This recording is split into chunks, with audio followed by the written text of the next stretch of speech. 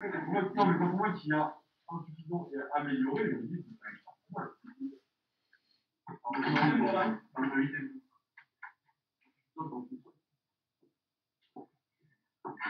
Alors, tout de suite, vous êtes sur la note. Voilà.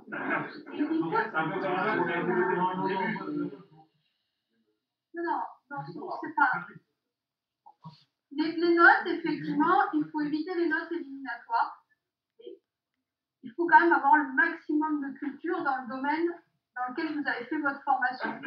Donc, je suis quand même, je suis un peu navrée que vous ayez encore ce genre de propos parce que j'ai l'impression d'écouter des collégiens. J'ai rien contre les collégiens. Ce que je suis en train de vous dire, c'est que travailler pour avoir une bonne note, c'est vrai que ça fait quand même plaisir d'avoir une bonne note quand on a travaillé. Ça, je pense qu'on est tous fait. Oui, effectivement, mais en fait, oui, non, mais on est quand même obligé de regarder les notes, je suis d'accord. Mais d'un autre côté, vous êtes tous d'accord que tous ceux qui ont eu des mauvaises notes, c'est parce qu'il y avait eu quand même un manque de travail. Pas forcément. Ah oui, non. T'as pas fait, t'as ramassé.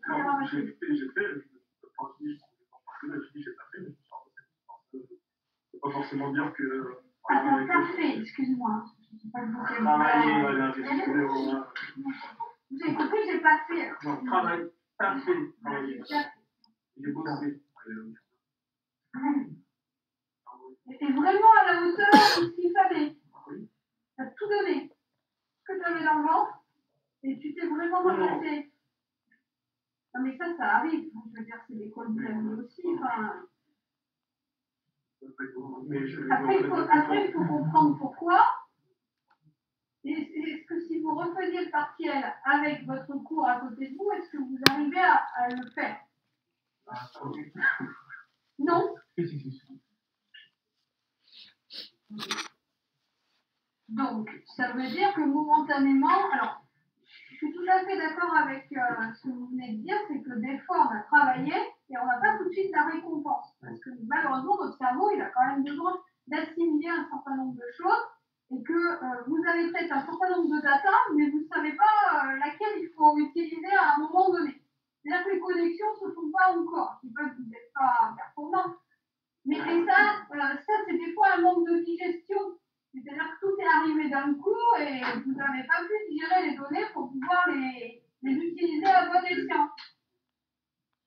Tu n'es pas d'accord avec ça? Et donc ça veut dire que la deuxième session, elle sert quand même à sauver les gens qui ont besoin de digérer plus longtemps. Ah, parce qu'il faut que tu as trop digéré, tu as tout perdu.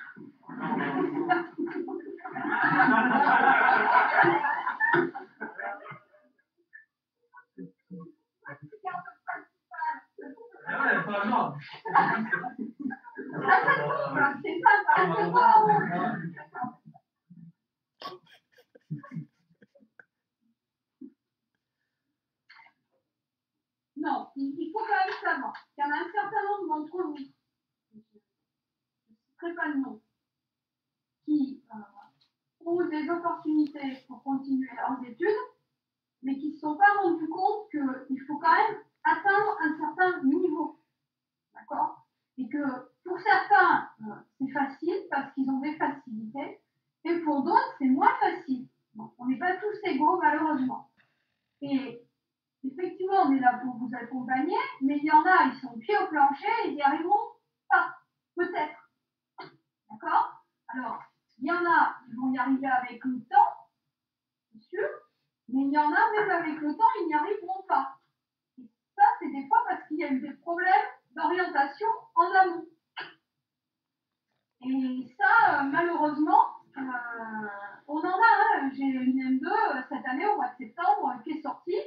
Alors, il faut quand même savoir que le Master 2, une fois que vous avez fait vos 2 années en apprentissage, si votre entreprise estime que vous n'avez pas le niveau d'un master, si vos notes théoriques montrent que vous n'avez pas le niveau d'un master, il y a un vote. Le redoublement n'est pas du tout obligatoire. Si on estime que globalement, alors il y en a quand même des arguments pour vous montrer qu'on n'est pas des robots et des machines. J'ai des gens qui font un stage en métallurgie, qui sont super forts en métallurgie, ils se payent des bananes en polymère, ils ont beau bosser comme ils peuvent, voilà, et ils arrivent juste à 7, et ils ont des caisses parce que, mais c'est qu'une matière parmi tous les matériaux. Là, le jury vote, il y a des points de jury qui sont faits pour ça, parce qu'on estime que malheureusement, on ne peut pas être bon partout, et que même si le rôle de notre master, c'était de vous donner cette vision globale, eh ben, ça ne vous empêchera pas de poursuivre votre carrière dans les matériaux métalliques, même si vous êtes une brêle en chimie des polymères. D'accord?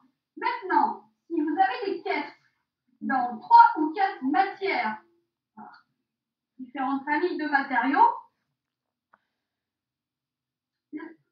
et que l'entreprise n'est pas contente de vous, les choses, les règles sont mal engagées. Comment? Oui. Et donc, effectivement, et là, des fois, il vaut mieux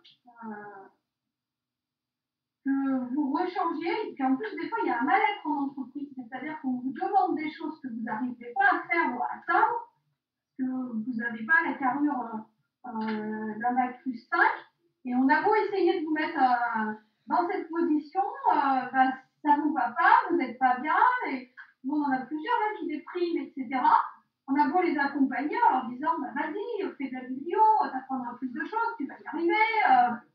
Mais il y en a, ils sont complètement décontenancés, ils n'y arrivent pas, l'entreprise n'est pas contente, eux non plus. Ben, ça, c'est un problème, c'est quelqu'un qui aurait dû aller travailler avec un bac plus 3, et il n'y a rien de déshonorant. Je veux dire, à un moment donné, tout le monde ne peut pas avoir un bac plus 5, parce que vous avez tous des profils différents. Alors, chaque cas est complètement particulier, et c'est pour ça que je ne veux pas vous donner de... Voilà. On discute, on vous aide, on a 20 entretiens, quand on se rend compte qu'il y a quelque chose qui ne va pas, on va vous essayer de voir avec vous d'où ça vient, si c'est un manque de travail, si c'est un problème d'organisation, si c'est juste une matière, etc. Mais malheureusement, dans certains cas, ça ne passera pas. Et puis, pour tous les autres qui ont le niveau E, donner le diplôme à quelqu'un qui est à la ramasse, qui ont le niveau E, les autres. Ah, oui. Oula, Gabriel, il se réveille. Alors.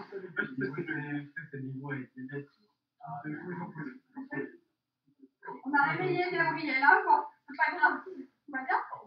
Ben, si on donne le diplôme à des gens qui n'ont pas le niveau, ça dévalorise leur diplôme. Et donc, du coup, derrière leur carrière, etc. Donc, à l'heure actuelle, on ne veut pas de ça non plus. Donc, non, on ne validera pas, ce n'est pas l'école des femmes, c'est pas parce que vous avez tous un contrat d'apprentissage que vous aurez tous votre master, ça c'est vrai. Donc effectivement, on est obligé de vous évaluer. Les deuxièmes sessions, on vous fera passer peut-être à l'oral, on verra ce que vous avez dans le ventre. Mais si vous n'êtes pas à la hauteur de ce que vous devez savoir, ça ne passera pas. Et là, je n'ai pas de solution. Voilà. Et je veux que ce soit clair parce que on n'a pas le choix.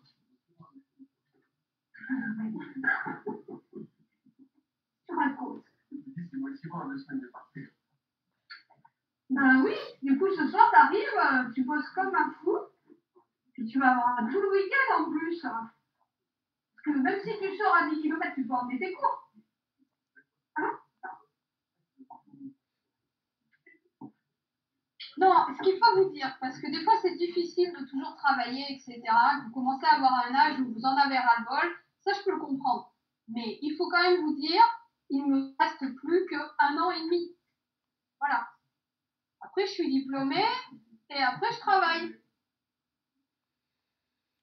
C'est quoi cette position, Gabriel? Là, tu sais qu'il ne va pas pleuvoir dans la salle. Hein. Tu peux quitter ton manteau, normalement, tout se passe bien. Froid.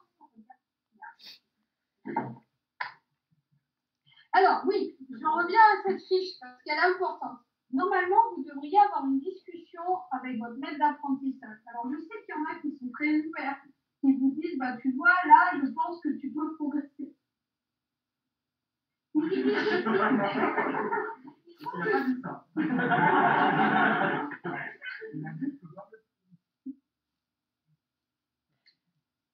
Oui, mais alors, il t'a mis en adéquat partout? Non, il y a un endroit où il a mis en amélioré, il m'a dit il faut bien que tu t'améliores.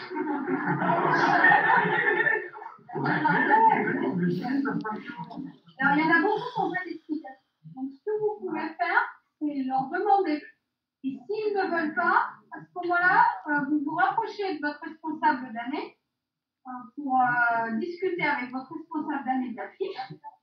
Mais attention, la fiche, elle est faite pour améliorer des points à améliorer. Alors, oubliez que vous êtes... Ça, c'est juste la vision de votre maman qui vous a fabriqué, vous êtes d'accord? Non,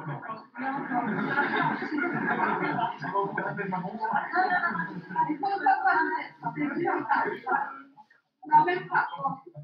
Et ce que je veux dire, c'est que il faut savoir mettre son orgueil dans sa poche. Et je sais que c'est pas forcément évident de mettre le doigt sur ses points négatifs. Malheureusement, on en a tous. D'accord? Donc, pour pouvoir se corriger, il faut savoir ce qui va pas et ce qu'on peut améliorer. Donc, je sais que c'est des fois un mal-être d'entendre dire des choses sur soi, hein, agréable. Mais malheureusement, c'est comme ça qu'on se construit. Si on vous dit que vous êtes toujours parfait, je pense que vous n'allez pas vous améliorer. Et malheureusement, je pense que si on vous prend tous, à moins que j'ai vraiment une promo extraordinaire cette année, je pense que vous avez tous des points négatifs.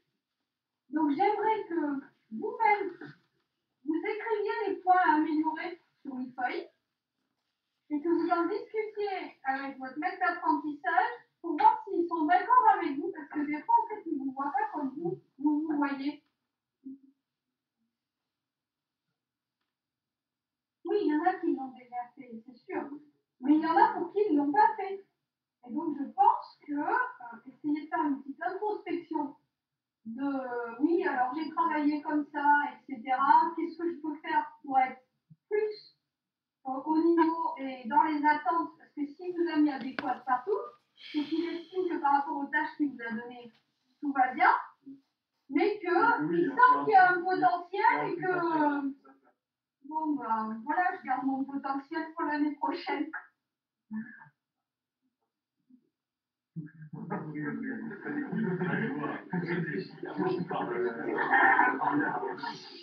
Oui. Oui. Oui, non, mais il n'y a pas besoin de mentir non plus. Quand je vois arriver une grille qui est adéquate sur toute la ligne, c'est pour ça que j'ai posé la question. On voit très bien que, bon, il y a quand même des choses, adaptabilité et adaptation. J'imagine que le jour où vous avez mis le pied dans l'entreprise, vous n'étiez pas déjà totalement adapté. Ou alors vous êtes vraiment des héros. On est d'accord. Donc si vous êtes tous dans le très bon, je ne comprendrais pas. Attends, tu étais déjà adapté. Ah oui, t'as déjà, bon, bref. Aptitude au contact et communication. Alors, il y en a pour ça directement, il y en a un paquet d'entre vous qui sont quand même timides. Si je les vois tous dans le très bon, je vais me dire, bah, ils sont quand même bizarres. Non, tu n'es pas d'accord, toi, Gabriel? Non, mais ça dépend. Mais bon, on n'a pas tout. Oui, mais en fait, même si tu tournes, il y en a qui sont bloqués. Hein. Ouais. Il y en a, même si c'est pour leur sujet, ils vont avoir du mal à aller vers les autres et à discuter avec d'autres services, etc. Parce qu'ils ont une utilité sur développer. Après, je ne dis pas qu'ils ne peuvent pas atteindre le très bon, parce que, je veux dire, ça tu t'entraînes tous les jours. On est d'accord? Et puis des fois, tu n'as pas le bon vocabulaire. Donc si tu tombes sur quelqu'un d'un peu aigri qui t'envoie chier parce que tu n'as pas utilisé le bon mot pour parler d'un truc, la fois d'après, tu as un peu plus de mal à aller voir. T'es d'accord ou pas? Non, s'il envoie chier quand il retourne. Allez. Allez, tout ça drôle, quoi.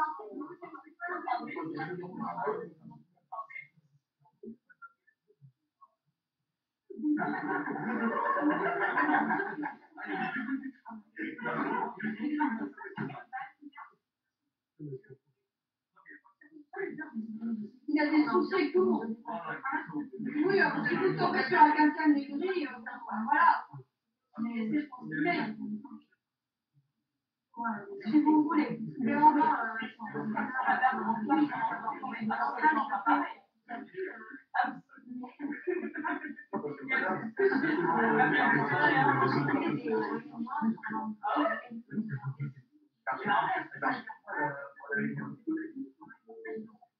Moi, je commence maintenant, mais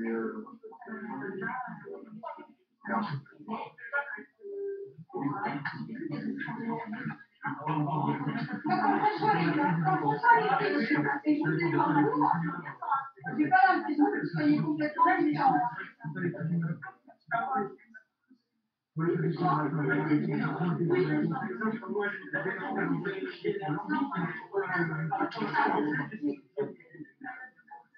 mais ça veut dire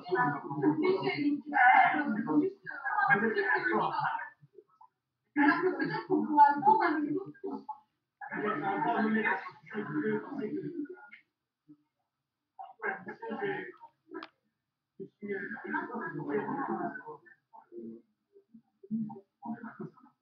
Parce que tu te donnes les moyens pour arriver dans des choses qui te plaisent.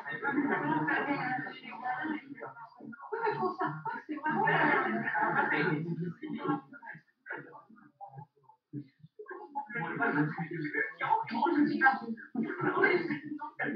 Là, je pense que si vous prenez tous, je ne sais pas combien parmi vous sont complètement bilingues en anglais, mais si je demandais là de prendre la parole devant tout le monde et de m'expliquer en anglais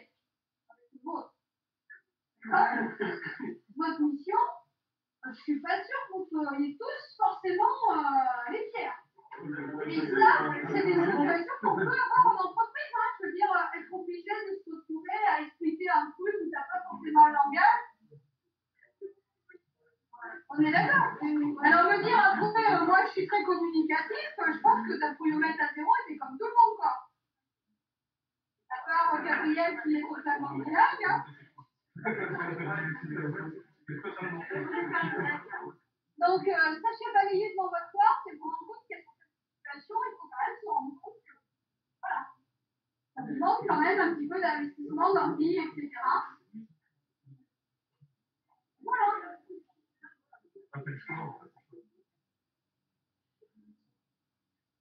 Oui, tu vois ça comme ça. Mais lui, il a signé pour la formation comme s'il avait épousé la formation.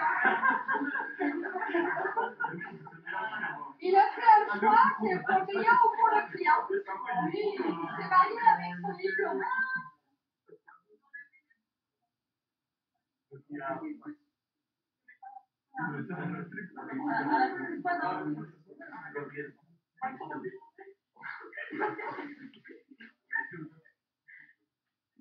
Alors par contre, il y a des cases sur lesquelles je suis intransigeante. Et oh, ça y est, je les ai perdus. Ils sont tous partis dans leur délire.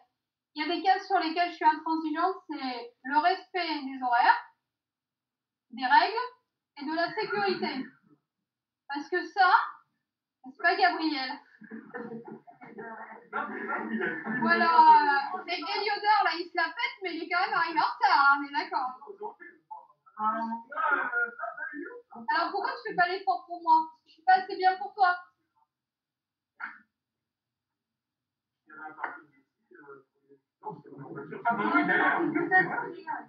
Il y en a un, il faut payer, c'est tout.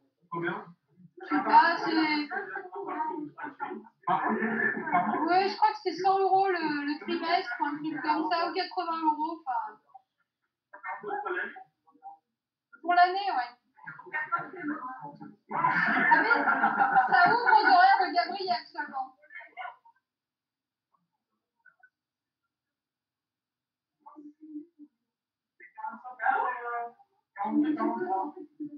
Bon, après, il y a un autre point négatif sur lequel je. Eh oh! Il y a un autre point négatif, donc le respect, la sécurité des horaires, etc. Et après, il y a la fiabilité des résultats. Parce que il y a un certain nombre d'entre vous, cette année, je sais pas, mais en tout cas, dans les autres années, il y en avait, donc je pense que vous n'êtes pas inquiets à part, qui ont eu l'habitude en TP de plus ou moins truquer les résultats pour que ça aille vers la meilleure note. Que ceux qui l'ont jamais fait lèvent la main.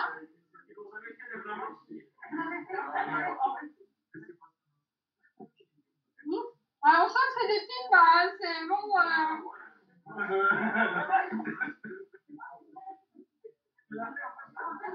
Bon, ça restera entre nous. Le problème, c'est qu'en entreprise, ben, ça se voit vite. Et que du coup, une fois que vous l'avez fait une fois, vous êtes catalogué et on ne vous fait plus confiance.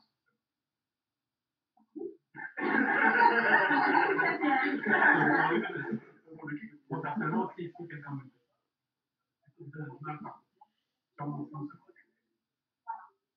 et donc, effectivement, Gabriel s'est mis dans la peau de mettre l'apprentissage. sans grande difficulté. Sans grande difficulté. Et donc, effectivement, après, c'est très très difficile de ramer pour regagner la confiance. Donc ça, c'est quelque chose sur lequel j'espère que personne n'a voulu jouer avec le feu. Et si vous ne savez pas utiliser un résultat, ou le comprendre ou l'interpréter, posez la question plutôt que d'écrire n'importe quoi parce que ça vous fera vraiment préjudice. Trop tard.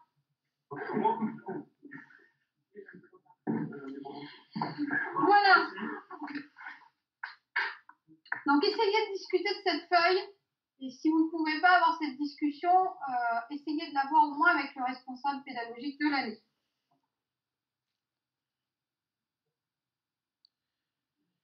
Alors, comme vous vous en souvenez, effectivement, le rôle du master, c'est d'occuper un emploi de cadre.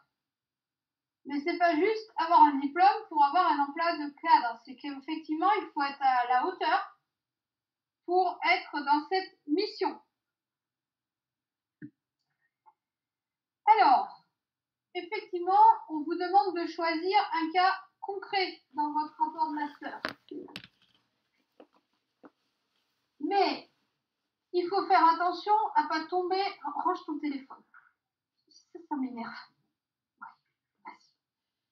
Il ne faut pas tomber dans l'excès inverse, c'est-à-dire c'est pas parce que c'est un cas concret que je vais faire un rapport technique, ni juste un compte-rendu d'activité. On vous demande d'aller plus loin et d'approfondir. Et c'est là-dessus qu'effectivement, on avait insisté dans le premier temps pour que vous ayez toutes les billes bibliographiques qui vous permettent d'avoir une vision d'ensemble, mais effectivement, il faut vraiment avoir une expérience professionnelle qui vous permette de prendre du recul par rapport à votre sujet. Et ça, en première année, c'est quasiment impossible.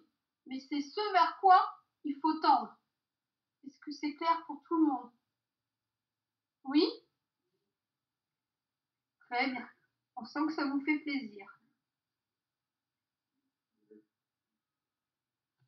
Alors,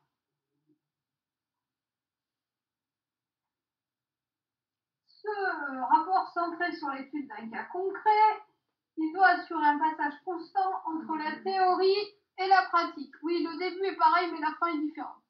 On a l'impression que c'est la même slide, mais c'est pas la même. C'est du fake. Donc, il faut valider vos capacités à mobiliser vos connaissances. C'est ça, c'est faire le lien entre ce que vous avez appris, ce que vous avez découvert, ce que vous avez lu dans la littérature, et les utiliser pour analyser d'autres situations. Et éviter d'oublier tout ce que vous avez fait avec vos enseignants. C'est-à-dire que même si vous avez fait un certain découpage pédagogique pendant l'année, il faut normalement, au moment de votre soutenance, il y en a un certain nombre d'entre vous qui sont à l'interface entre plusieurs matériaux. Et donc, eux, ils n'ont plus de tiroir entre les polymères et la métallurgie, puisqu'ils utilisent des polymères sur des métaux, par exemple. Voilà. Et il y en a d'autres. Bon, il y en a plein d'autres. Donc, effectivement, vous pouvez avoir l'impression de mettre des choses dans des tiroirs, mais à un moment donné, il va falloir faire les liens. Et il est en train de recoudre sa braguette. Je pense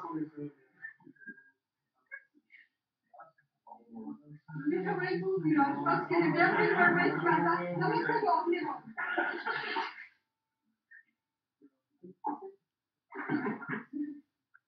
On va faire de la couture, non?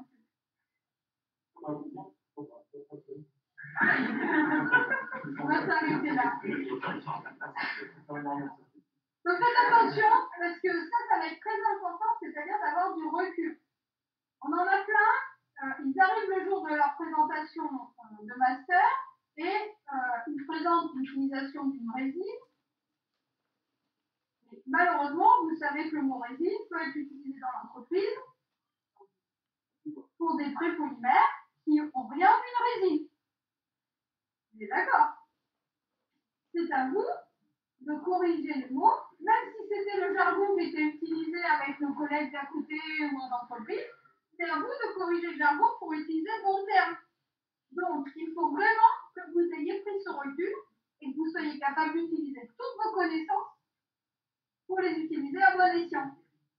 Est-ce que c'est clair pour tout le monde? Oui? Mais comment venir, Gabriel? Non, je réfléchis à quelque chose. Oh merde. Ah, tu vas changer quelque chose.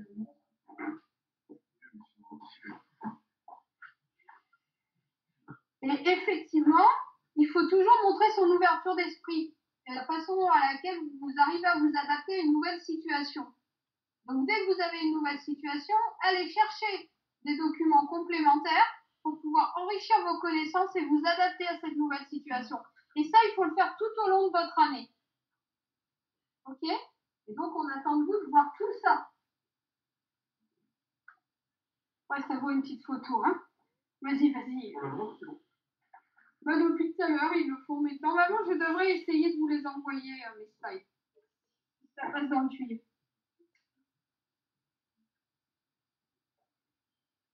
Je sais pas, on entend la radio dans le truc, là, c'est normal?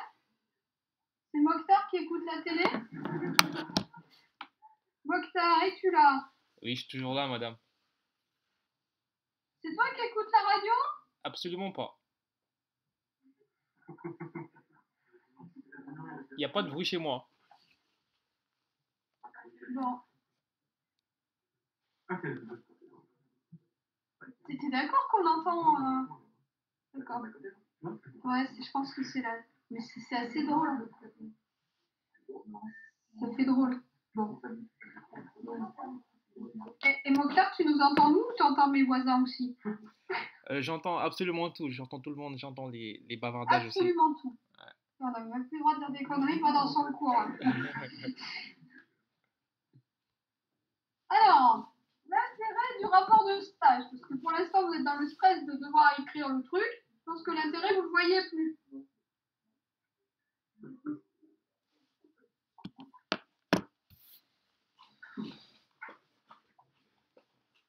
Je sais pas ce que vous avez mangé, si c'est la fin de la semaine, mais vous me paraissez quand même dans des états seconds. Hein.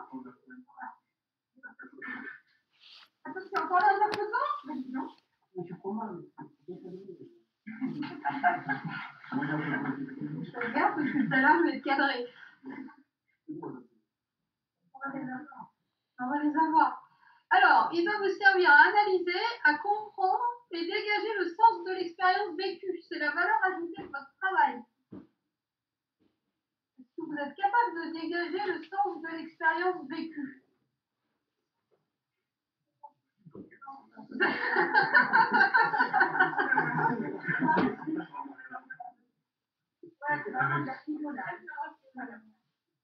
Elle est philosophique la phrase. J'ai cru que c'était une vraie en philo, vous êtes en train de dire que c'est de la philo alors ouais. Non, en fait, ce qu'il faut vous dire, c'est que c'est une analyse, mais vous devez prendre du recul. Et pour prendre ce recul, il faut se dire quel était l'état des lieux quand je suis arrivée, quel est l'état des lieux quand je suis partie, qu'ai-je apporté, qu'est-ce que ça m'a apporté, c'est-à-dire est-ce que moi ça m'a permis d'acquérir de nouvelles connaissances, de nouvelles compétences. C'est pas la plus-value du vécu. Est-ce que ça m'a permis d'avoir un relationnel plus aisé avec mes collègues? Xavier, ferme-moi ce téléphone. Oui, madame. Du coup, je sais plus ce que je voulais dire. Mais vraiment, ça peut être, ben voilà, je suis moins timide qu'avant. Oui, dans votre conclusion, enfin.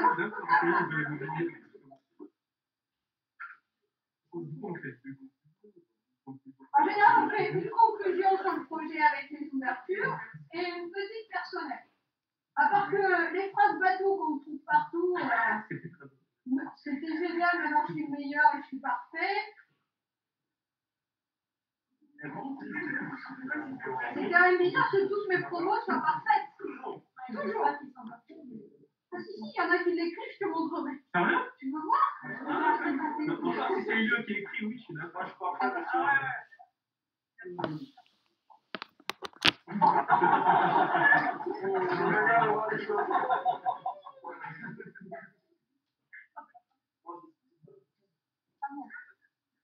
T'as pas de chance aujourd'hui entre la braguette qui déraille.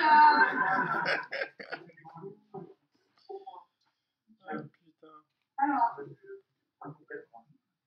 cette prise de recul, elle est valable aussi quand vous allez faire, par exemple, une discussion avec vos supérieurs hiérarchiques.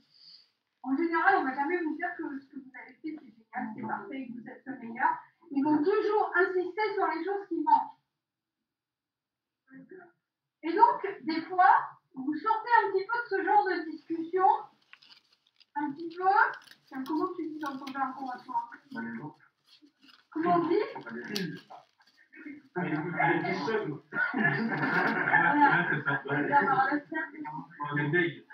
a la haine. Carrément. Je veux dire que je me suis payé 800 grammes pour aller voir et quand je suis partie, t'avais la haine. Non, c'est Mon ami, toi. Dégage.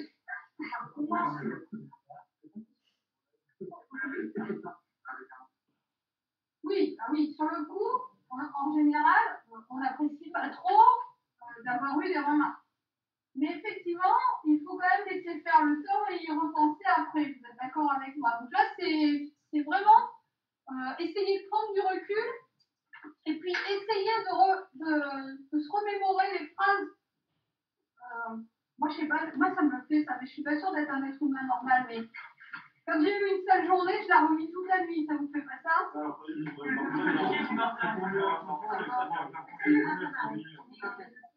Mais même les partiels, hein. Moi j'avais des partiels comme vous. S'il y avait un exercice que j'avais pas réussi à faire, toute la nuit j'allais chercher l'exercice. Donc je savais que si je ne trouvais pas l'exercice avant d'aller me coucher, de toute façon, j'allais passer la nuit. On dit que la nuit porte conseil.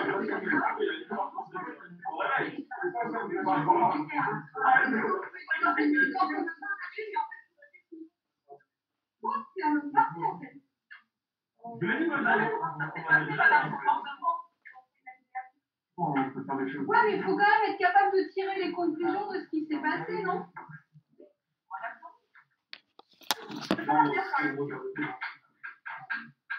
Alors, par exemple, si je te dis ton devoir il est nul, qu'est-ce que tu vas penser le lendemain?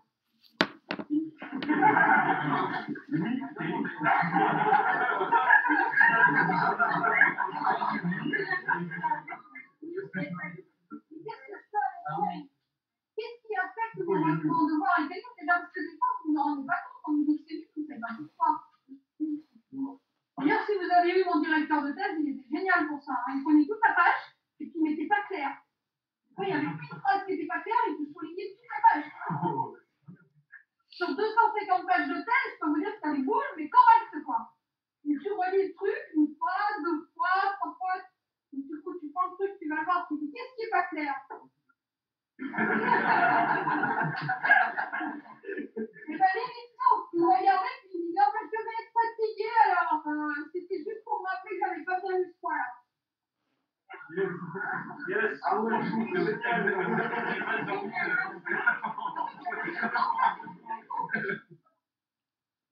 effectivement, en plus, on vous corrige en vous disant, là, cette phrase, elle n'est pas claire, et qu'on vous essaie de la reformuler, etc., c'est pas la même chose que si on vous dit juste ça va pas. Donc déjà, quand on vous dit ça va pas, essayez de comprendre pourquoi. Et si vous ne comprenez pas, essayez d'avoir une deuxième discussion en disant, moi, j'aimerais bien revenir sur la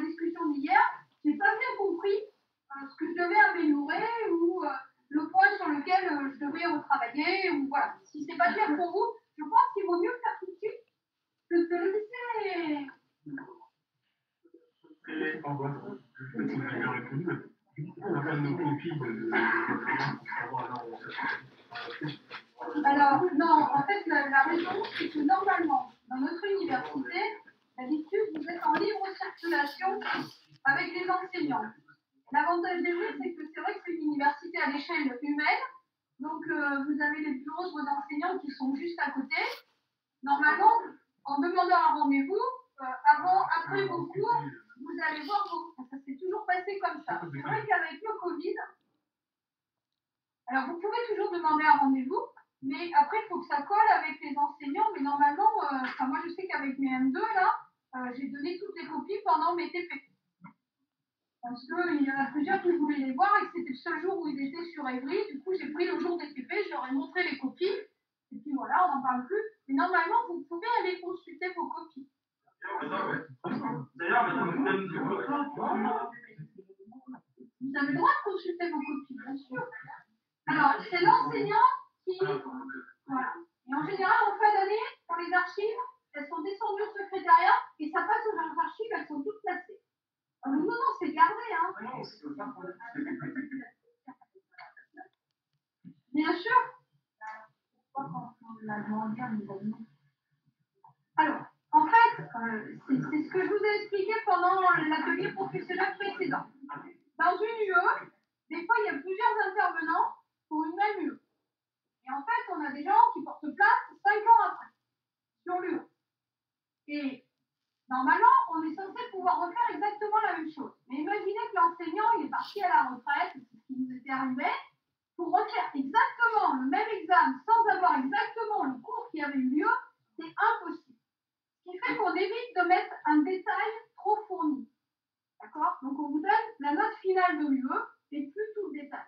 Mais dans le cas précis de parler des polymères, Madame Menbo, je veux dire, vous avez une note d'examen à 80% et une note de TP à 20%. Donc si vous avez une tôle, en général, c'est pas en TP, vous avez compris d'où ça vient. Voilà. Et donc vous vous demandez d'aller voir votre copie. Alors faites attention, parce que si vous allez voir votre copie, il faut le faire humblement. Il ne faut pas aller dire, de toute façon, tu m'as oublié des points, moi j'avais bien réussi. Allez-y, ça peut arriver que la personne ait oublié des points. Hein. Moi je les recompte 3 fois à chaque fois. Hein. C'est vrai que des fois, en plus, c'est un peu écrit d'une façon. C'est pas Gabriel. Hein.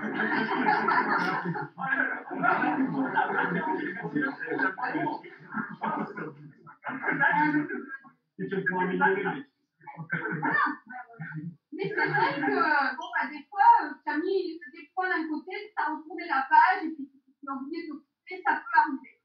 Donc, vous allez voir votre copie, commencez pas par compter les points à haute voix devant la personne. C'est ça un petit peu, voilà. Mais si vous vous rendez vraiment compte qu'il y a une erreur ou si vous voyez qu'à un endroit vous n'avez pas les points et vous ne comprenez pas pourquoi, demandez une explication, dire en fait c'est parce que vous attendiez, mais attention, hein, tournez pas les phrases en disant j'ai répondu, j'ai pas les points.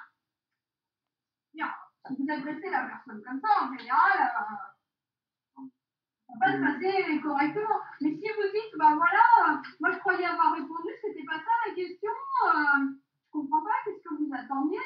La personne elle va discuter, elle va vous expliquer pourquoi vous n'avez pas les points.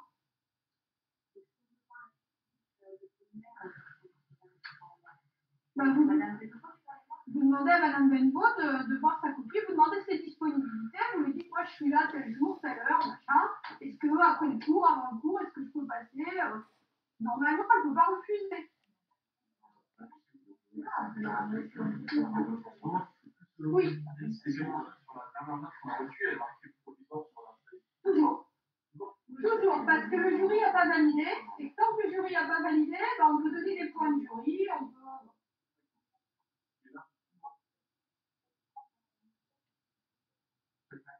Alors attention, parce que 2 points que tu me demandes, ça dépend des coefficients. Donc nous, on va vous donner des points, mais en général, on donne pas plus de 10 points, c'est comme pour le bac. Hein. Et en général, 10 points, si vous avez un coef 4, ça veut dire qu'il n'y aura pas au-delà de 2 points et demi. Oui, c'est possible, mais ça dépend de votre comportement, ça dépend de l'unanimité. À chaque fois, je suis obligée de faire voter à tous les enseignants. Donc, il suffit qu'il y en ait 3 ou 4 qui vous aient en pif, moi, je ne peux rien faire pour vous.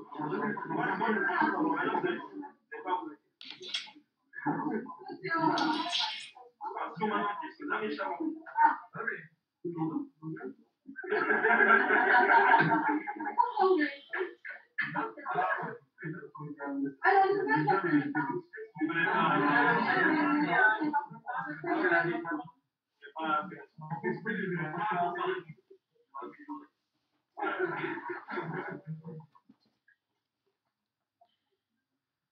En fait, on a une vague de course, hein, j'ai réussi à garder M. Ingram depuis le début. C'est vrai que lui, je l'ai recruté pour mon premier master. Je lui ai demandé un pacte très fort en lui disant tu restes avec moi, je te garde. Voilà, je t'assure, machin. C'est vrai que depuis quelques promotions grandes, je me suis décidée. Et malheureusement, dans le département de Langue, on n'a pas que des emplois Ingram. Bon, on en a essayé plusieurs, pour tout vous dire.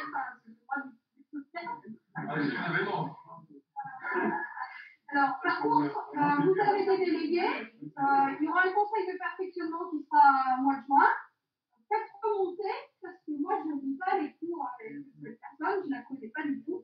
Donc, effectivement, si vous ne faites pas remonter ce qui va, ce qui ne va pas, ce qu'on peut améliorer, je ne pourrai pas vous aider. Mais effectivement, de toute façon, quand peut-être que je n'aborde pas de la meilleure des manières, mais.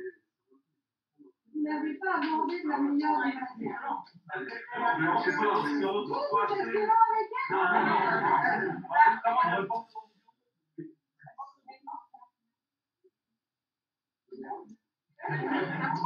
Les Américains, On est des merdes. là, c'est un problème de préparation.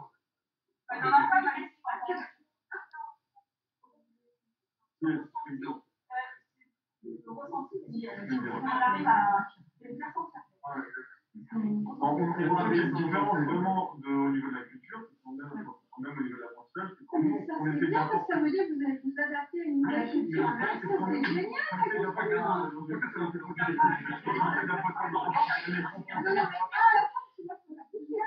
Un robot, hein. Qu'est-ce qu'elle t'a dit?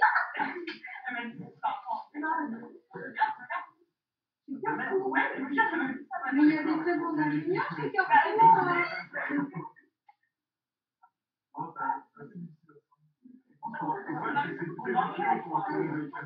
L'anglais, c'est important. Concentré. L'anglais, c'est important.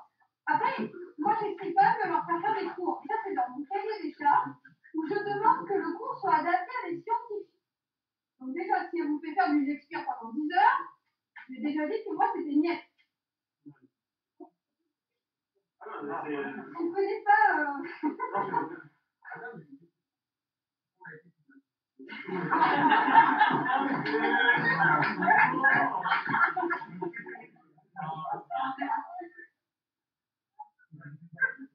C'est qui t'appelait dans la grande année?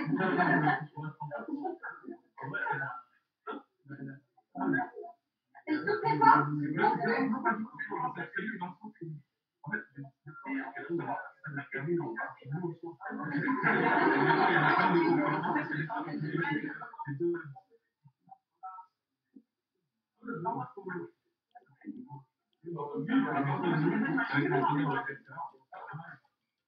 Mais après, des fois, c'est vrai qu'elle est cool. Et là, vous savez, il y a certains étudiants, moi la première, des fois, les certains étudiants, pour les secouer, on est quand même obligé d'être dur avec eux. Mais là, elles sont. Non, personne ne va passer. C'est la version orange.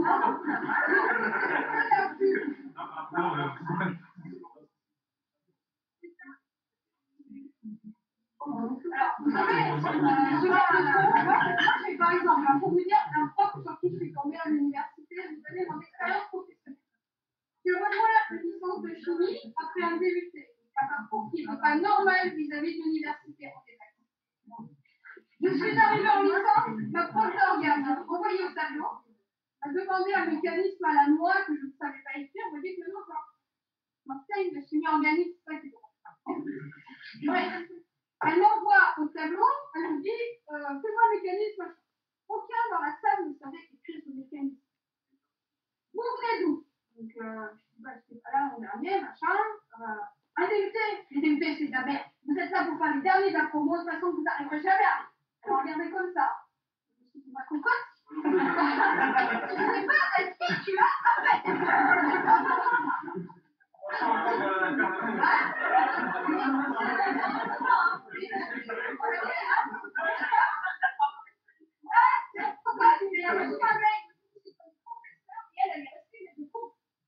Donc je lui ai dit, à cocotte. La merde de licence. Elle t'envoie ses sincères salutations. Et j'espère qu'un jour tu travailleras dans mon équipe. Et en fait, ma femme, elle a bien dit, tu vas la voir, à ta part. La certaine manière plus d'homme.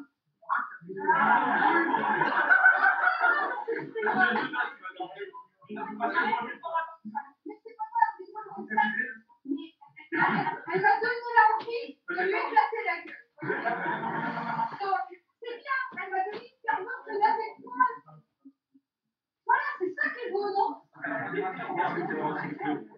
Comment? Tu l'auras insulté? Pas insulté, mais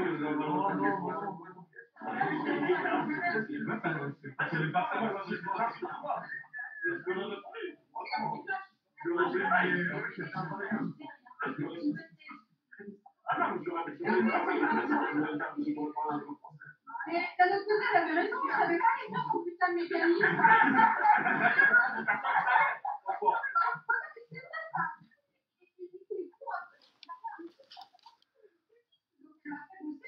Tu m'y regardes. Bon, mais voilà, je n'étais peut-être pas là. Donc, elle m'a quand même donné l'envie d'aller plus loin. Il y a avant et après Madame Poulain. Et je l'aime. Vous sentez que je l'aime. Je suis à la fois.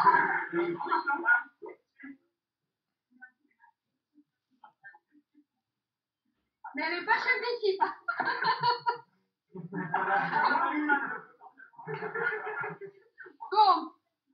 Donc voilà, donc des fois il y a des remarques qui blessent momentanément, ça je le comprends, voilà, mais c'est aussi là pour vous construire. Voilà. Par rapport à la question que j'avais posée, il y a quelqu'un qui avait posé la question, qui avait posé une question, en fait, vu que la question pour elle n'est pas logique, donc on n'avait pas le droit d'appeler. C'est ça qui n'est pas. La question n'était pas logique. On a posé une question qui n'avait pas lieu. Et du coup, on n'avait pas le droit. Pourquoi vous voulez lui demander son tour de poitrine? Qu'est-ce que vous voulez demander? Vous lui avez demandé.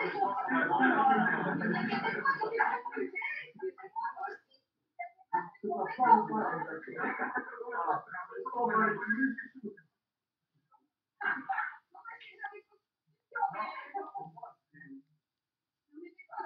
a des fois des questions que j'ai. C'est pour ça que je dis que vous lui avez demandé. Parce que vous me demandez des questions qui dépassent mes compétences, je vous envoie chier.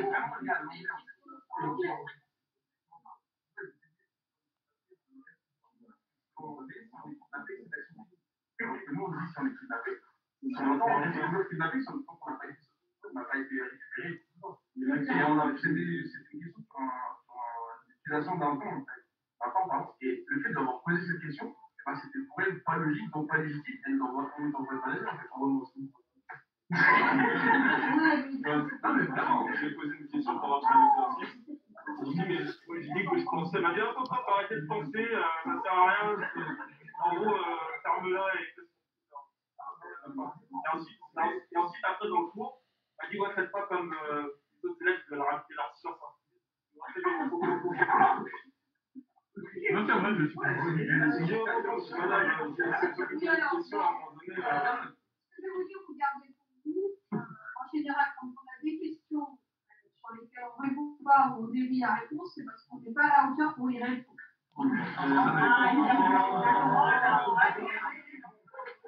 Et donc, non mais on a tous une chose de faillance, hein, par te dire.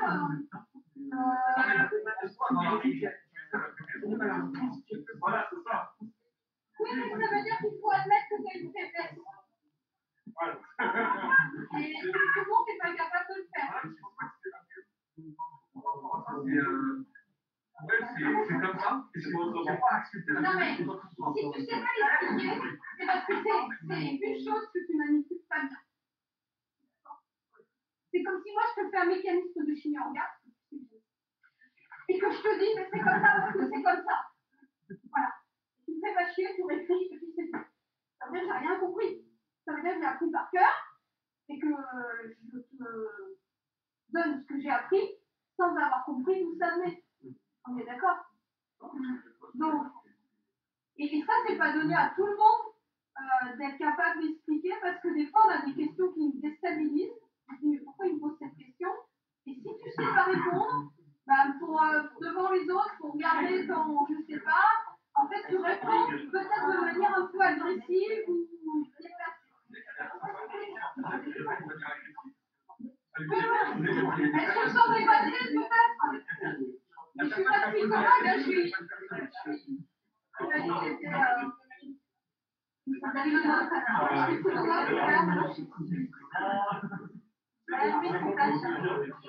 Non, non, mais c'est compliqué, mais bon. Oui, On a du mal de. bien des retours. Mais alors, pareil, sur les retours, il faut être factuel. Si vous mettez la courbe d'anglais nulle, c'est un peu un quart d'heure tout à l'heure pour aller pisser, puis après, tu as discuté avec tes collègues.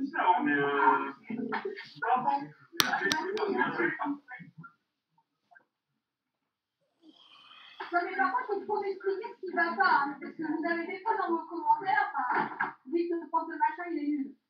Déjà, vous expliquez pour dire ça. Voilà. Mais du coup, il faut me dire ce qui ne va pas, ce que vous avez trouvé logique, mais si c'est pas factuel, moi, je peux rien faire derrière.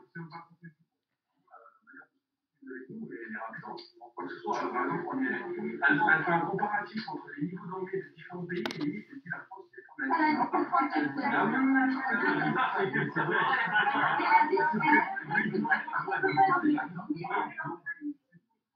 Moi, quand j'arrive aux États-Unis, on me dit ah, vous êtes allemand.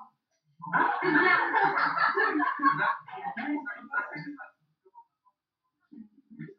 Non, vraiment,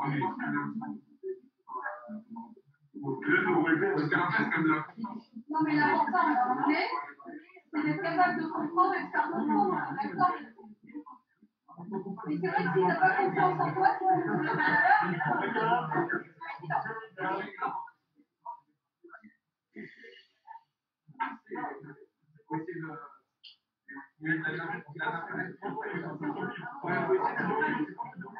disais tout à l'heure,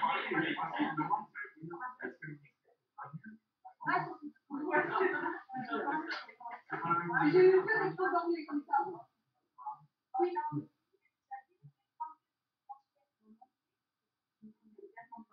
oui, il a fait un anglais et français en bas. Elle nous a dit, j'espère qu'en français, vous êtes un peu meilleur.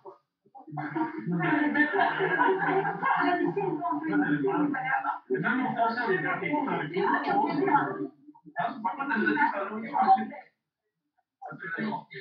C'est sûr que si tu vas manger chez eux, t'as compris quoi. Hein. Ah, je sais pas. Vous avez l'air de mieux la connaître que moi. Hein. Elle est Elle a appris quand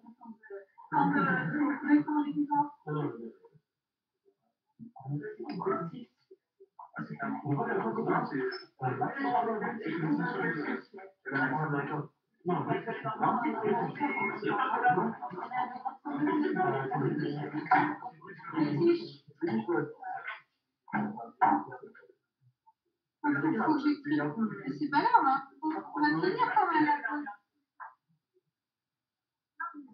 Ah, mais est-ce que tu sais même pas mon nom? Tu me remplis pas le papier, les M2 ils sont plus gentils que toi.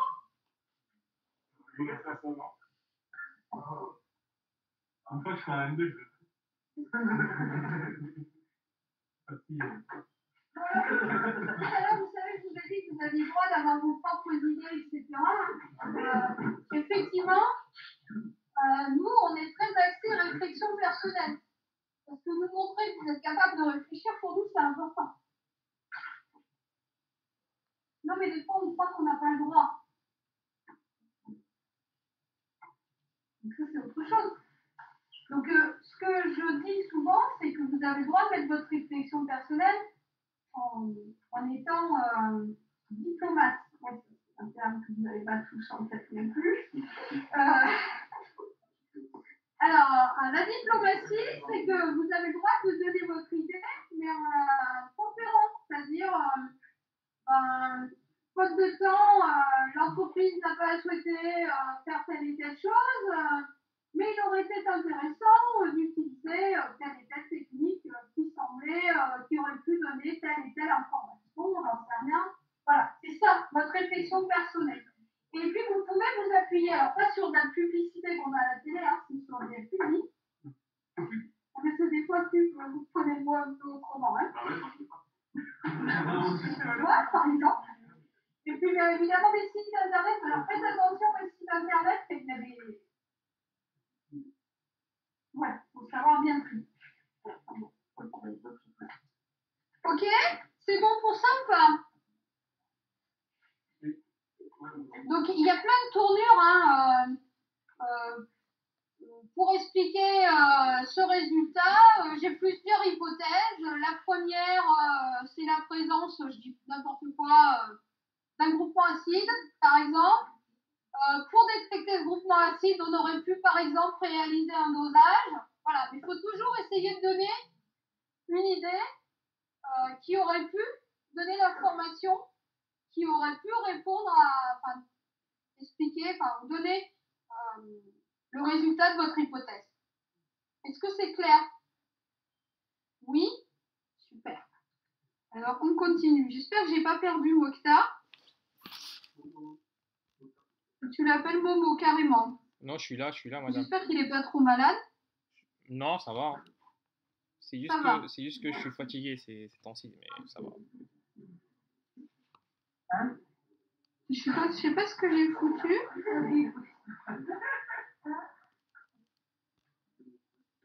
Qu'est-ce que j'ai fait? J'ai cliqué plusieurs fois en même temps. Qu'est-ce que j'ai fait? Non, c'est là. La rédaction des rapports et la soutenance sont des opportunités pour prendre du recul sur la mission confiée. Oui, plus vous allez avoir pris de recul, plus vous allez pouvoir postuler sur d'autres offres, rebondir sur votre projet professionnel, votre carrière, et donc mieux vous présenter lors des futurs entretiens d'embauche si vous n'êtes pas gardé dans l'entreprise où vous êtes actuellement. D'accord? Donc mieux sera construit votre pensée dans le rapport, dans les présentations, plus vous aurez d'aisance pour vous vendre après lors des entretiens d'embauche. Je vous dis comme mot de la fin, on va pleurer. Non, la conclusion, elle est qu'après. Ah, on arrive. Alors, la forme du rapport, vous faites ce que vous voulez, vous êtes totalement libre. D'accord? Mais essayez de faire quand même quelque chose de lisible. Et vérifiez quand même que tout va être validé par votre maître d'apprentissage. Alors après, je vous dis que vous êtes libre, mais en entreprise, il y a quand même des habitudes et des moules où on n'a pas vraiment de choix. Hein. Moi, je me rappelle d'un ancien doctorant à moi qui avait trouvé judicieux de mettre sa vie en thèse sous forme de BD. C'était un dessinateur né. On avait des qualités, on avait des défauts, comme tout le monde. Donc, il a trouvé judicieux de résumer sa vie en thèse en une BD. Il a envoyé à ses rapporteurs.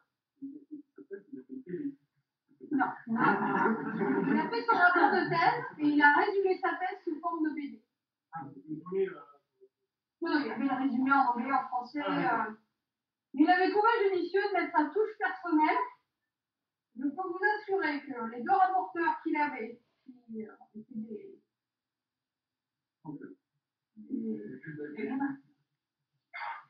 voilà. Ouais, enfin, qui étaient des gens, des scientifiques vieille France, ça les a pas du tout fait rire, aussi la lyonnaise que celui de Montpellier.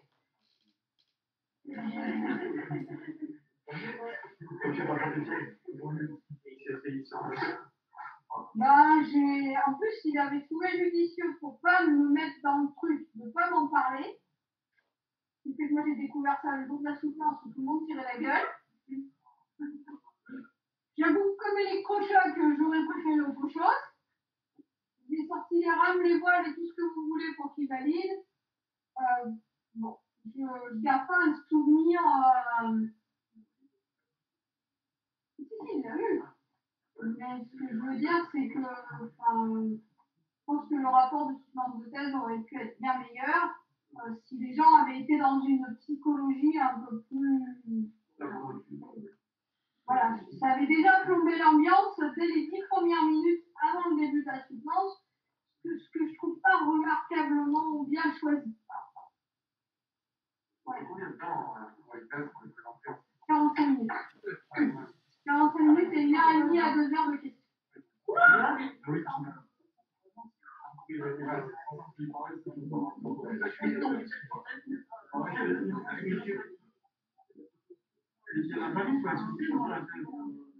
Ça dépend, il y en a qui sont à mi-flot, mais en général, on arrive à faire signer des accords confidentiels pour la famille. Oui, la famille peut assister.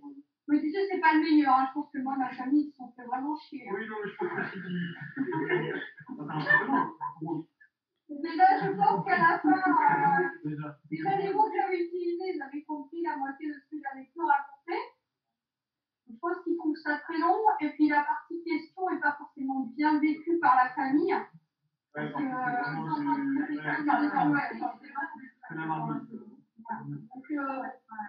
si vous avez le choix, je prie.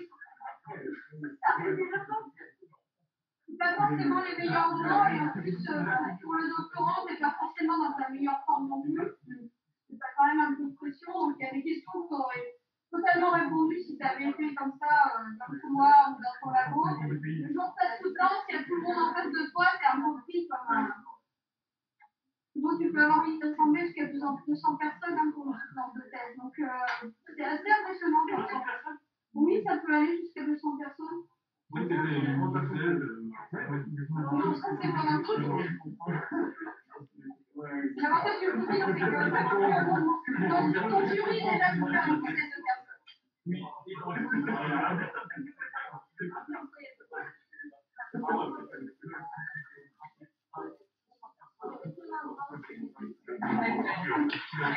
il y en a même qui sont enregistrés pour montrer aux autres les faiblesses, etc.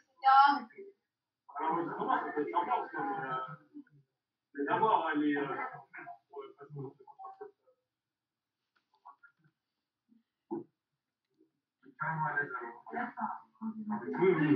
En fait, tu connais tellement ton sujet que c'est pas trop la présentation et la. Moi, je sais que la réponse aux questions, j'avais un Belge qui était anglophone. Il a posé des questions en anglais.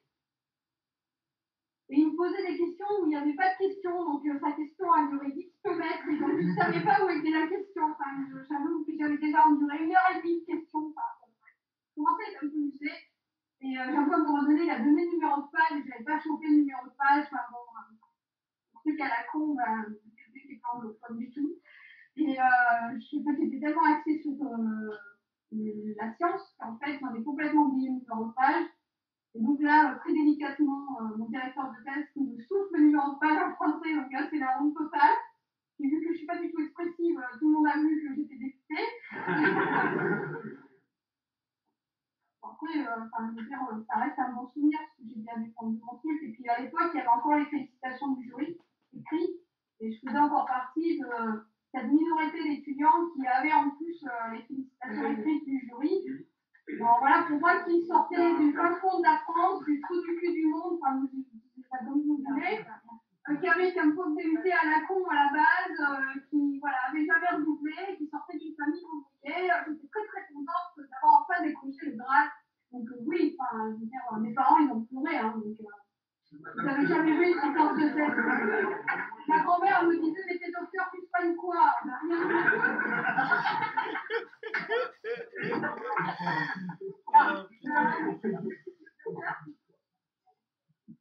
Ils soignent rien. Voilà, tu sers à rien en fait. T'es docteur et enfin, c'est un déchet de l'humanité.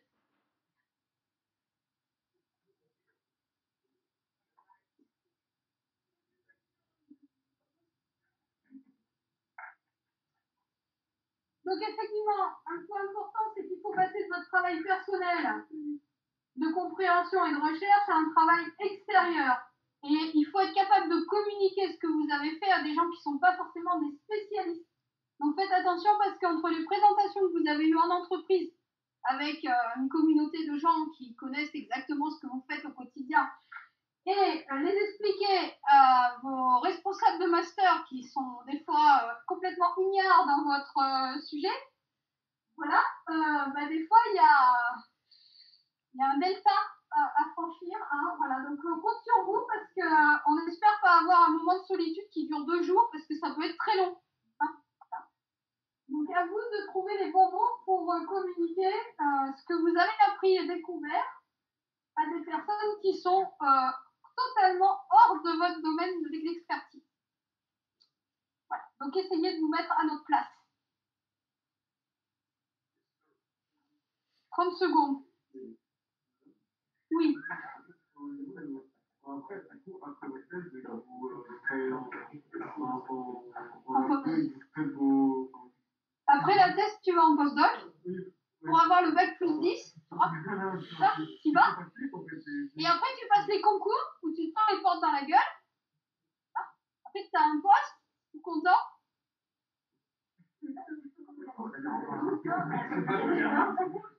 Comment? Le doctorat bac plus 8. Le postdoc qui compte pour 2 ans, alors moi j'ai fait qu'1 an, donc tu vas bac plus 10, c'est plus qu'un an. Il y a eu 2 ans.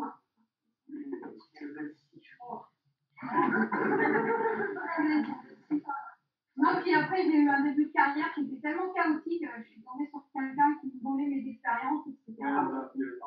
Et donc, en fait, j'ai tellement galéré dans mon début, je pense que je suis pas du tout quelqu'un qui cherchait à monter très très haut. Moi, ce que j'aime, c'est aller dans mon labo, faire une analyse et s'éclater. Le reste, j'en ai rien à foutre, la responsabilité, ouvrir mon entreprise, c'est pas du tout mon truc. Mais en fait, on m'a tellement fait chier que ça m'a donné la rage d'aller plus loin. Et donc, en fait, petit à petit, je suis devenue responsable de mon groupe, j'ai trouvé mes financements, etc. Et paf, j'ai décroché un poste où j'ai étalé 2 mecs qui n'en pouvaient plus parce qu'ils n'avaient qu'une envie, c'est de me bouffer.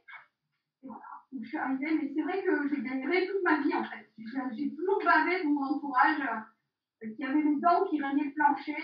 Et oui, donc en fait, des fois, d'avoir galéré depuis le début, ça nous permet d'aller plus loin. Et souvent, je te dis, hein, si j'en avais pas autant chier, je serais jamais arrivée là.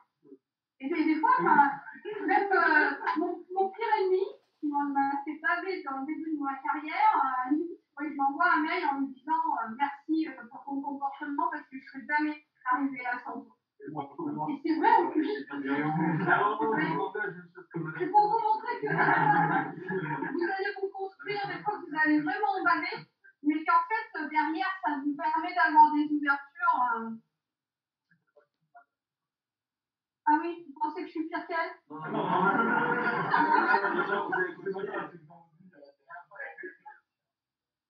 Oui, puis bon, je sortais d'une famille où les études étaient mal vues, donc on m'a jamais poussé.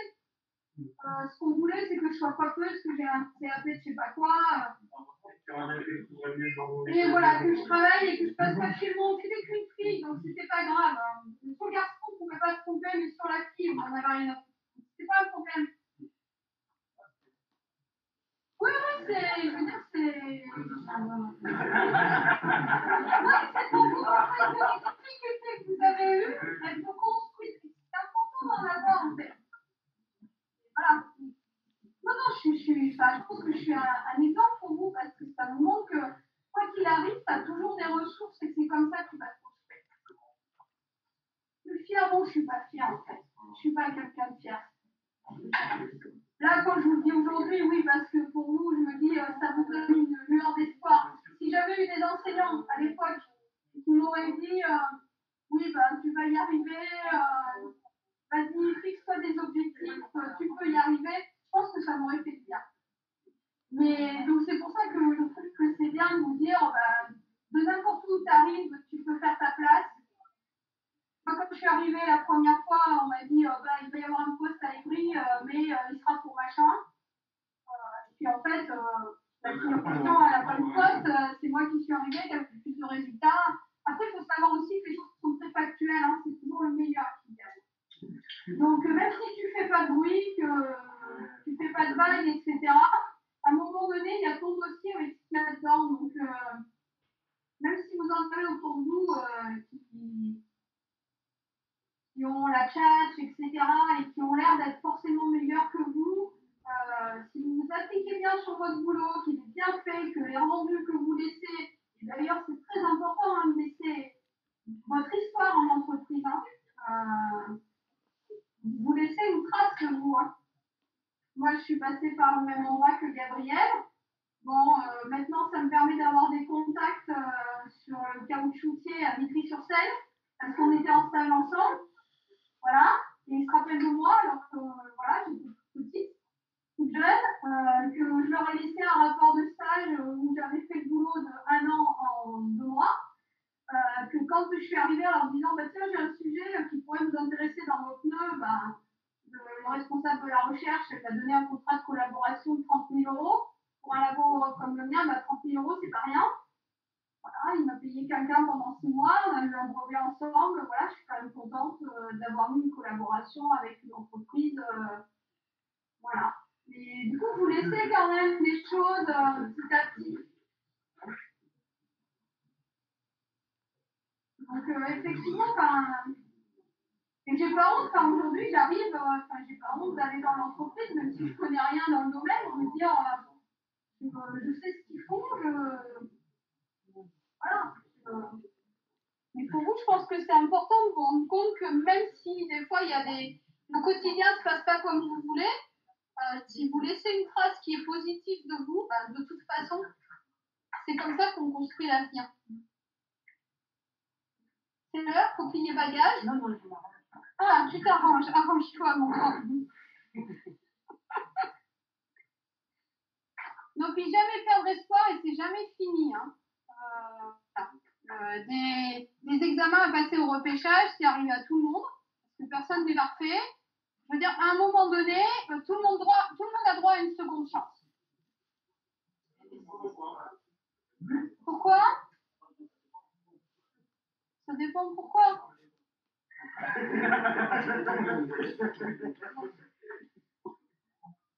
Il y a des domaines où ça ne marche pas.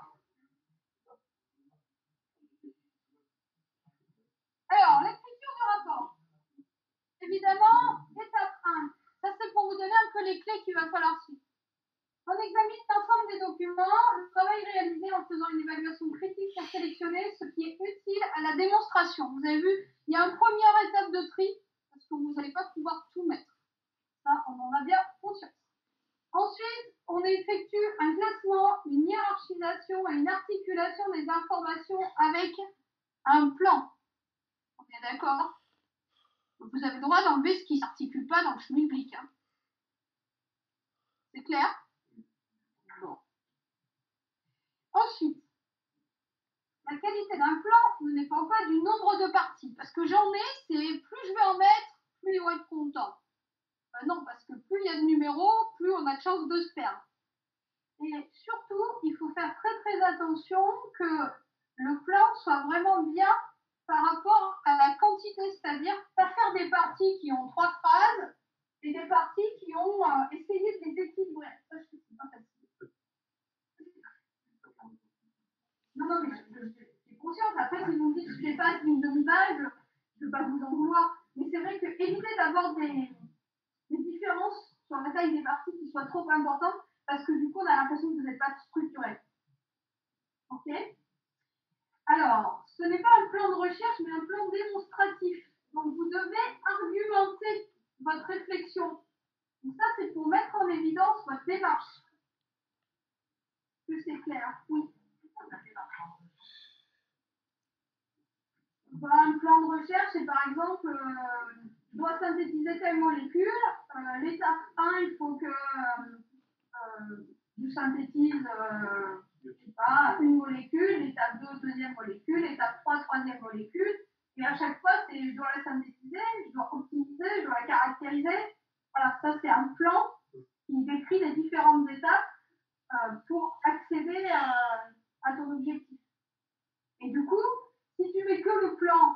quand je fais l'étape 1, réaction, je dis n'importe quoi, l'oxydation, l'étape 2, hydrolyse, l'étape 3, je sais pas quoi. Du coup, ça c'est un plan de recherche, mais il n'est pas argumenté.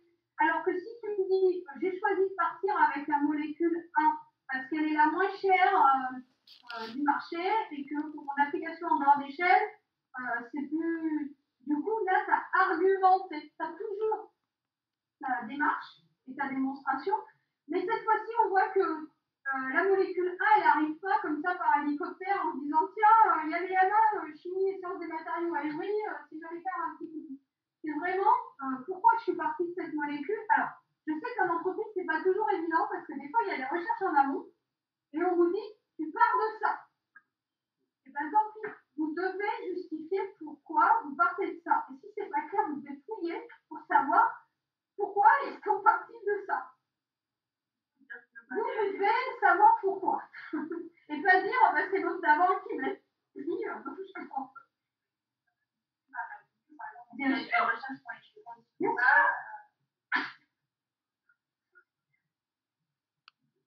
Donc, et après, j'ai pris cette molécule-là. L'étape 1 est plus difficile, son rendement est plus faible, ce qui fait que j'en mets plus. Mais vu que la molécule elle est moins chère, c'est quand même plus comment dire, financièrement applicable à l'échelle industrielle. Enfin, je sais pas si c'est des termes que vous avez l'habitude dans votre quotidien, mais effectivement, montrer cette articulation. Et puis, si par exemple l'étape 3 elle ne marchait pas, parce que vous êtes passé par cette voie-là, dire ben voilà, si j'étais partie de la molécule plus chère, l'étape 3 elle n'existe pas, mais du coup, on a que ces deux étapes-là qui sont bien connues. Du coup, ça serait peut-être plus judicieux. Enfin, j'en sais rien. Vous voyez ce que je veux dire un peu? Et donc, tout doit être articulé et tout doit être bien écrit. Avant de commencer à écrire, vous devez savoir où vous voulez en venir. Parce que, qu'est-ce qui se passe? C'est que la plupart du temps, vous mettez un résultat, vous mettez la conclusion, et après, vous m'expliquez pourquoi. Non, en production, je n'écris pas comme ça.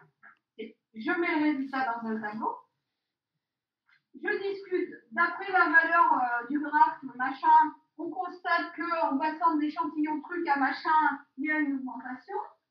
Cette augmentation peut être due à différentes choses. On en conclut telle chose. Mais ça, vous le faites plus ou moins tous en première année. Faites attention, vous avez tendance à me mettre la conclusion finale avant la démonstration pour arriver à cette conclusion. Je ne sais pas pourquoi. Soit vous avez peur d'oublier l'idée. C'est pour ça que quand je mets cette phrase, c'est vraiment... L'idée, c'est d'arriver à ce final et comment amener le lecteur à penser la même chose que moi. Donc, il faut nous tenir par la main. Surtout si on n'est pas des domaines. C'est bon, ça? Donc, je ne verrai plus l'erreur cette année. On va essayer.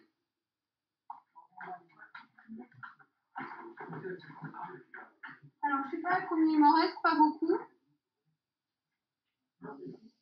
Hiérarchiser les différentes parties. Je finis juste un petit peu, de toute façon, je vous les enverrai. Composer des parties cohérentes. D'accord? Il faut vraiment qu'on comprenne pourquoi vous mettez cette partie. Ce n'est pas juste pour remplir la page. Et articuler les différents points. N'oubliez pas la phrase de liaison, parce que j'ai beaucoup d'étudiants, ils mettent les parties avec des blocs, et puis vas-y Jeannette, t'as qu'à suivre. Hein, oui. Tu n'y arrives pas, tant pis pour toi. Quoi, hein.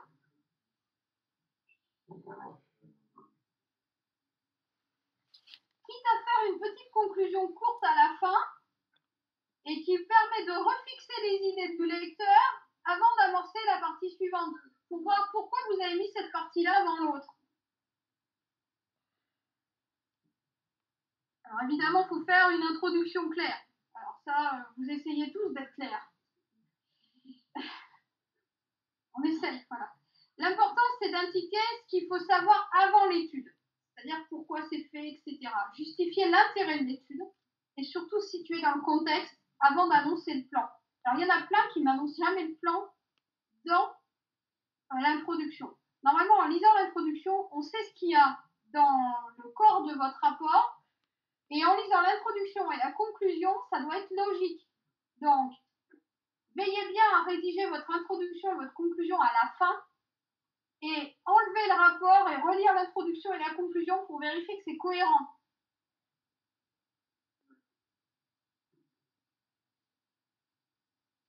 Et n'oubliez pas qu'une conclusion, c'est un récapitulatif, mais dans la conclusion, vous ne devez pas faire une redite texto de ce qu'il y a dans le texte. Des fois, j'ai l'impression que vous me reprenez les phrases, essayez de formuler autrement.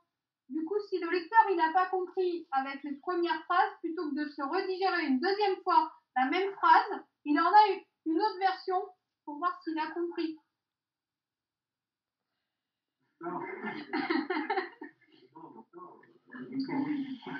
Ne pas oublier le glossaire, vous avez tous des mots que vous utilisez, j'appelle ça du jargon interne. Ayez pitié du pauvre lecteur qui l'a jamais vu ou qui utilise la même abréviation pour quelque chose qui n'a rien à voir. D'accord? Comme ça, faites attention pour oublier. Être capable de justifier les affirmations avancées. Souvent, vous me dites, ce matériel-là est moins bien que l'autre. Mais pourquoi? D'accord? Alors, souvent, on me répond, oui, c'est comme ça. Moi, ça me suffit pas, hein, je reste sur ma faim. Oui? Oui.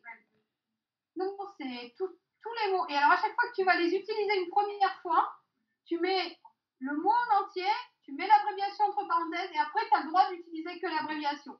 Mais la première fois, même s'il est dans le glossaire, tu m'écris le mot entier. Autrement, c'est horrible pour moi. Oui? Non? Non, mais... J'ai cru que tu... Ah, je l'ai dit. Ok.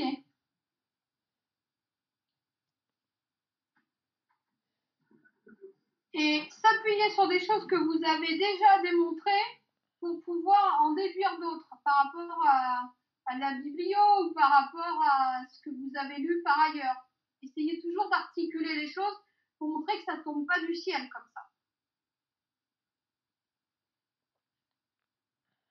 Et anticiper toutes les questions que pourraient avoir les membres du jury. Alors ça, c'est pour vous. À chaque fois que vous allez faire une affirmation qui n'est pas justifiée, eh ben, c'est une faille pour le jour J. C'est bien.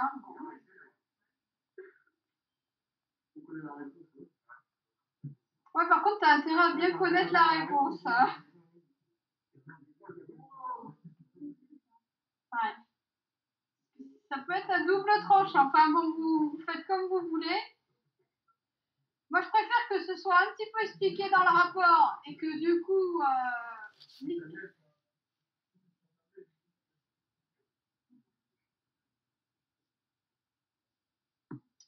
Donc, le nombre de pages est limité, hein, on est d'accord? Donc, vous devez faire un choix. Vous ne pourrez pas tout mettre dans le corps du texte, ça c'est clair. La qualité ne dépend pas de la quantité du travail et d'idées exposées, mais de la qualité de la méthode, de la cohérence et de la simplicité avec laquelle vous allez être capable de vendre l'idée. Évidemment, il faut éviter la plagiat, on en avait déjà parlé, hein, parce qu'en fait, on a un super logiciel pour scanner vos rapports. Alors par contre, on va vous les demander en format Word. Mais de toute façon, dites-vous bien que ça se voit la plagiat, parce que quand vous avez des phrases à vous qui sont un peu... Et puis d'un seul coup, une qui est super bien, ça sent mauvais, hein. Même des fois, ça se lit aux fautes d'orthographe qu'il y a, des fois, localement. Alors, juste... N'oubliez pas le rôle de votre tuteur, c'est à vous de le solliciter. Hein. Il n'est pas obligé de vous appeler tous les 4 matins pour savoir comment vous allez.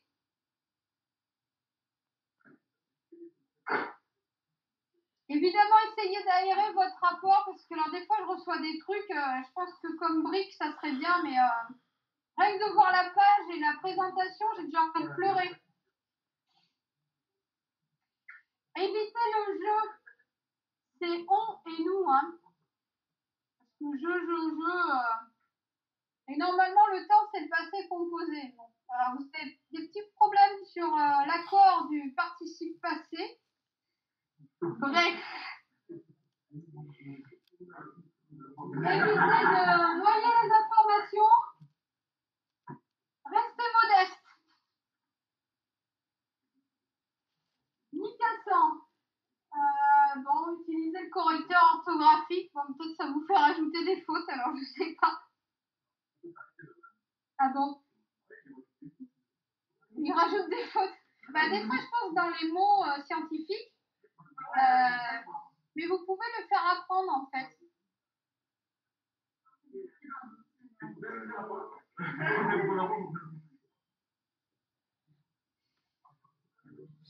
Ouais, faites attention des fois entre ce que vous avez voulu dire, la façon dont vous l'avez tourné, et ce qui reste de l'information, des fois c'est pas très clair.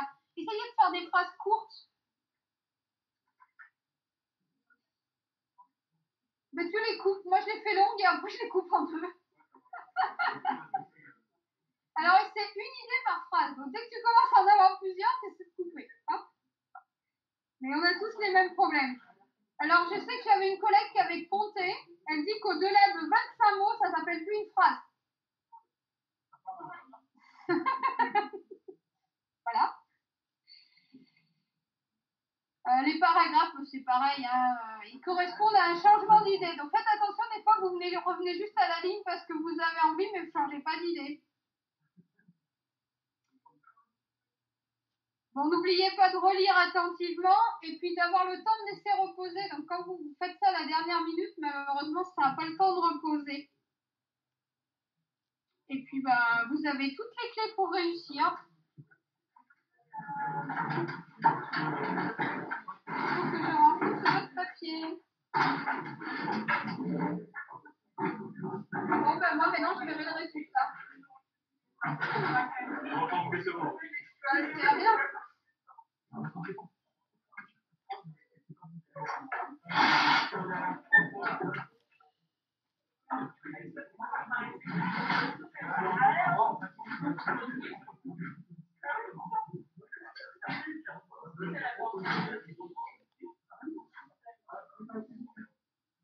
Oui. Je sais jamais où il est son. J'ai peur d'avoir oublié le H en retard.